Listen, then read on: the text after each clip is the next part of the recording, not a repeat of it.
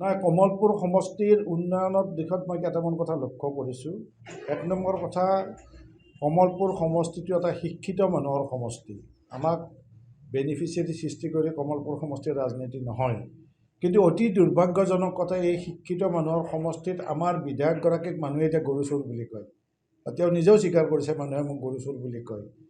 আমাৰ আটাইতকৈ দুৰ্ভাগ্যজনক কথা যে কমলপুৰ সমষ্টিত ড্ৰাগছৰ ঘাটি হ'ল, ইয়াত চিণ্ডিকেটৰ কেন্দ্ৰবিন্দু হৈ পৰিল, চুপাৰী চিণ্ডিকেট, গৰুৰ চিণ্ডিকেট। এইটো আমাৰ আটাইতকৈ দুৰ্ভাগ্যজনক কথা আৰু আমি লাজ পাইছোঁ। কমলপুৰ সমষ্টিবাসী ৰাইজ হিচাপে বৰ লজ্জিত হৈছোঁ এনে বিধায়কগৰাকীৰ এনে কাৰ্যত।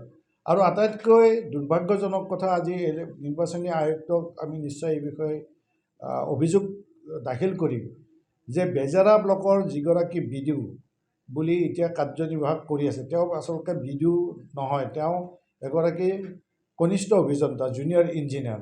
তেওঁ জুনিয়ৰ ইঞ্জিনিয়াৰ হৈ তেওঁ বিডিঅ'ৰ চাৰ্জত আছে। তেওঁ জুনিয়ৰ ইঞ্জিনিয়াৰ হৈ জিলা পৰিষদৰ এক্সিকিউটিভ ইঞ্জিনিয়াৰৰ দায়িত্বত আছে। তেওঁ পঞ্চায়তবিলাকৰ পৰা পইচা কাটি পঞ্চায়ত ভৱন নিৰ্মাণ কৰিবৰ কাৰণে তেওঁ পইচা কাটি ৰাখিছে, পঞ্চায়তবিলাকক বঞ্চিত কৰি। তাৰোপৰি সেই একেই ঘৰটোৰ কাৰণে 42 লাখ টকা আজি চেংচন হৈছে।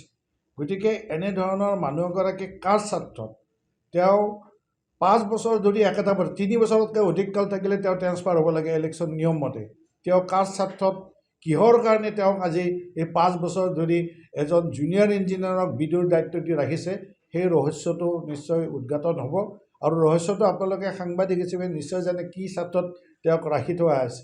গতিকে এই কথাবিলাকো আমি নিৰ্বাচনী আয়ুক্তক নিশ্চয় অৱগত কৰিম। যিকোনো খবৰৰ বাবে যোগাযোগ কৰক আমাৰ এই নম্বৰত 9181 307 221।